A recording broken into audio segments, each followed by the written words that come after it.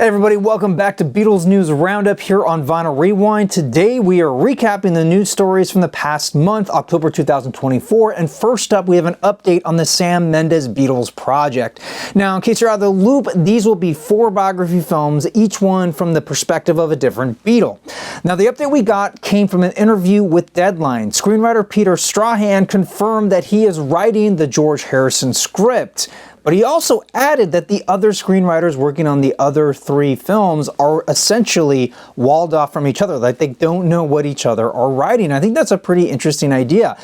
Now, basically, only Sam Mendes knows what each script is, and he goes between the different screenwriters giving his notes. Now, Peter likens this approach to the film Rashomon, where the same story is told through different perspectives.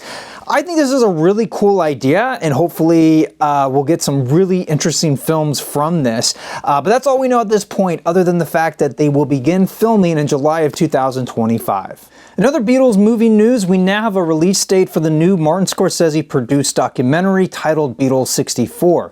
The new film centers on the Beatles' first tour of North America and will feature some never-before-seen footage that was recently restored. It's going to come out on November 29th on Disney+. And in Beatles history news, the recording console used on their Abbey Road album is up for sale on the Reverb site. The mixing console was painstakingly restored over a period of 5 years. It contains roughly 70% of its original parts, and the rest were faithfully reproduced. It's now back to working condition and ready for many more recording sessions. In George Harrison news, we have a new book out, and it focuses on his contributions to the band, how he helped to shape their sound, and how he continued to develop as a solo artist. It's called Within You Without You, Listening to George Harrison.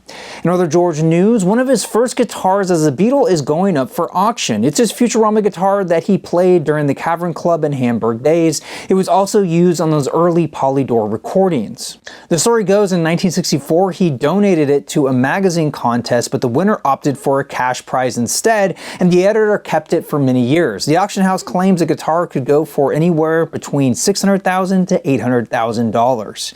In other auction news, John Lennon's first Vox amp is going up for bid. John originally bought it in 1962 and used it during the recording of their first album, Please Please Me.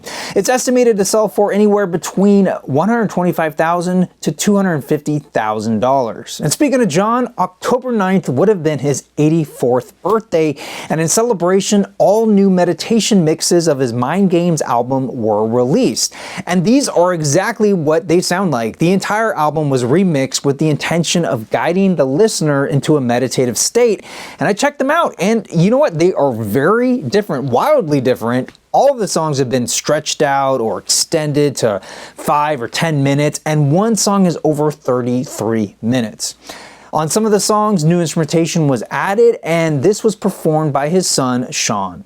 The meditation mixes are also available as a 3 LP set on clear vinyl, and the last side has this really cool feature where there's 9 unique 1.8 second mantras that play as loops as they are actually locked grooves on the vinyl. In other John Lennon birthday news, the 18th annual lighting of the Imagine Peace Tower commenced this year. The tower is an outdoor art installation created by Yoko in 2007, and it's dedicated to John. Every year it is lit on his birthday and shines nightly until December 8th, the day of his death. If you can't make it out to Iceland to see it in person, you can check out the live stream of it over on the website imaginepeacetower.com. Also, we have a home video release date for the John and Yoko documentary Daytime Revolution. The movie will be available on DVD and Blu-ray and will feature bonus content including uncut musical performances. The movie will be available to purchase on November 26th. And speaking of John and Yoko, their longtime confidant and spokesperson Elliot Mintz just released a new book chronicling his time with the couple. And it's really interesting, his story to John and Yoko, because he basically started out just asking for an interview, and then it turned into this thing where they just kept calling him just to talk. And it got so frequent that he had to get a 3rd phone line installed in his house just for them. He also looked after John during his infamous Lost Weekend, and after his death, Elliot became a spokesperson for the Lennon estate. According to early reviews, Elliot is very honest in the book, presenting both the good and the bad, but he does so from a place of love and friendship.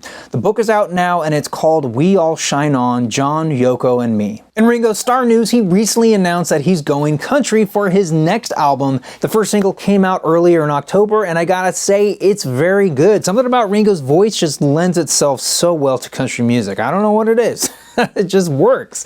The new album is produced by Grammy winner T-Bone Burnett, and he also wrote or co-wrote 9 of the 11 tracks on the record. The album also features additional collaborations, including Billy Strings, Molly Tuttle, Alison Krauss, and others. The album is set for release on the 10th of January 2025. Paul McCartney is currently on tour, and he recently debuted the new Beatles song Now and Then live in concert.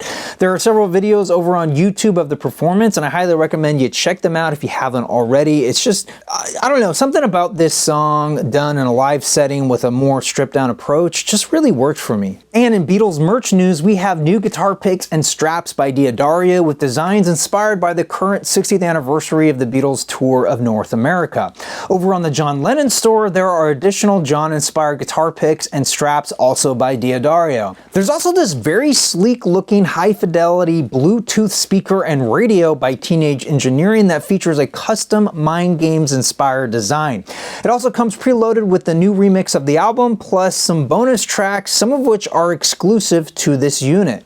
And this month in Beatles history, 60 years ago, the group finished recording what would become their 4th album, Beatles for Sale, on the 26th of October. And this was an album that was somehow put together in between their crazy schedule that was 1964. I mean, beyond the tour, they had TV appearances, radio appearances. It was just insane. The album was released on the 4th of December that same year, and to no surprise, it topped the charts. Let me know your favorite track off the album. All right, everybody, that'll do it for today. Thank you all so much for watching, but I especially want to thank my members over on Patreon. Their monthly contributions really help to keep the lights going. I'm your Vinyl Geek, and I'll catch you on the flip side.